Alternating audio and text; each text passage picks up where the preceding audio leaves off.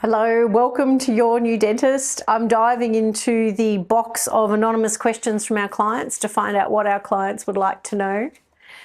And I love this way of communicating with our clients. You know, we're real, normal, authentic human beings here at Your New Dentist. And I don't believe in AI and I don't believe in scripts. We want our conversations to be real, authentic, and in alignment with what you want to know. So this question, oh, what is your opinion of your boss? What a great question. Okay, it's funny. Okay, this is actually a really fun question. So at Your New Dentist, in 2023, after a very long journey, a personal journey of mine, into exploring different ways of running the business, I actually restructured the business, and we are now Australia's first employee-owned by trust dental practice.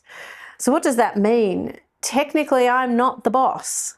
I consider myself to be a leader and a coach, but I'm not the boss. So when we talk about an employee-owned business, essentially we have a company and a trust set up.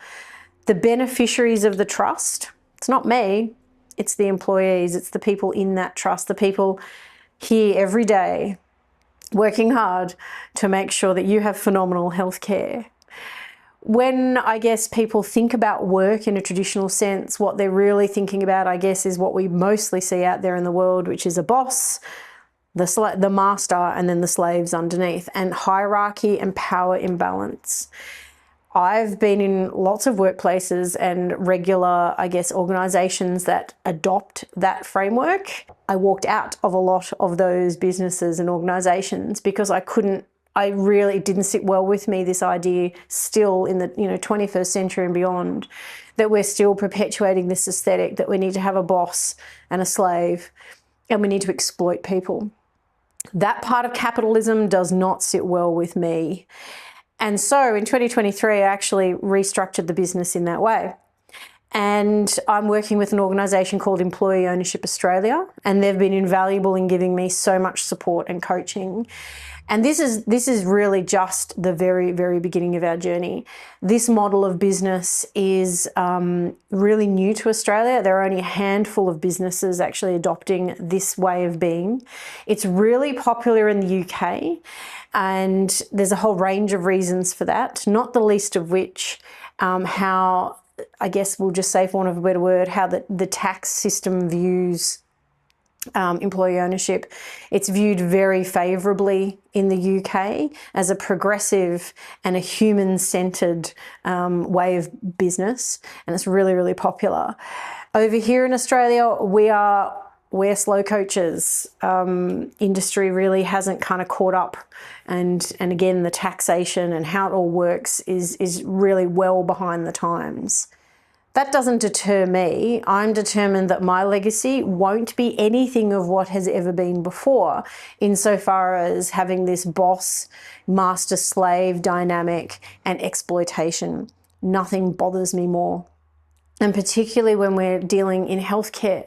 For me, I want to work with people who are vocationally passionate and reward their vocational passion generously. So we do profit sharing and so forth, democratic decision making. Everyone's voice matters in this business, not only my voice. I am the leader, I am the coach.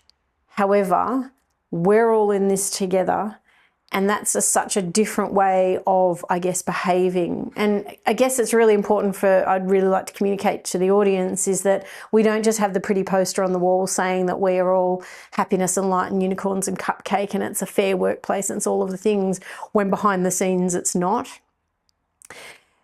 Being I guess, non-hierarchical workplace, we are walking the talk, and sometimes that means we're going to have different conversations and manage ourselves slightly differently.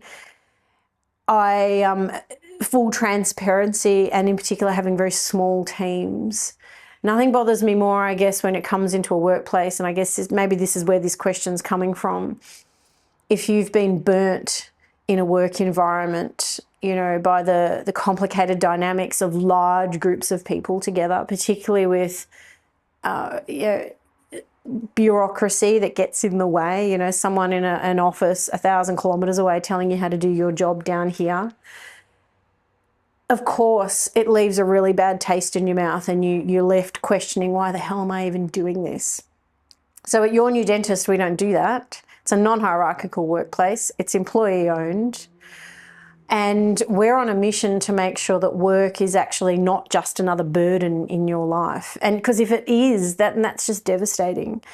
You know, in dentistry, the mental health statistics are not great. I think there was a study out of Melbourne Uni just post-COVID, 2021, and in the 12, and I think there were 1,600 respondents. And in the 12 months leading up to the survey, 30% of those respondents had contemplated suicide. That's devastating. Now, of course, COVID times were unique and challenging in a whole other way, but we can't also ignore that traditional workplace dynamics in terms of having the hierarchy, the master and the slave, all of that middle management in between, and the levels of disconnect that can occur amongst large groups of people. It has to, and I'm convinced it does, of course, that it plays on our mental health and our sense of well-being. You know, we spend so much time at work. Why on earth would you come to a workplace that makes you so unhappy? So at Your New Dentist, we're flipping the script.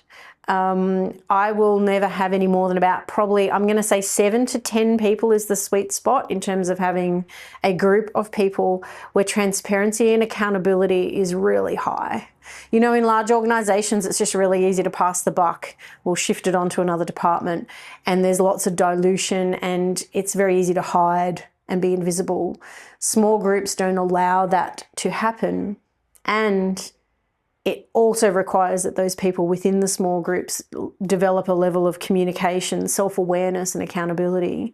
That you have to take self-responsibility for yourself, which I love, because then those skills that you cultivate at work, you can then take them out into your life more broadly and apply them.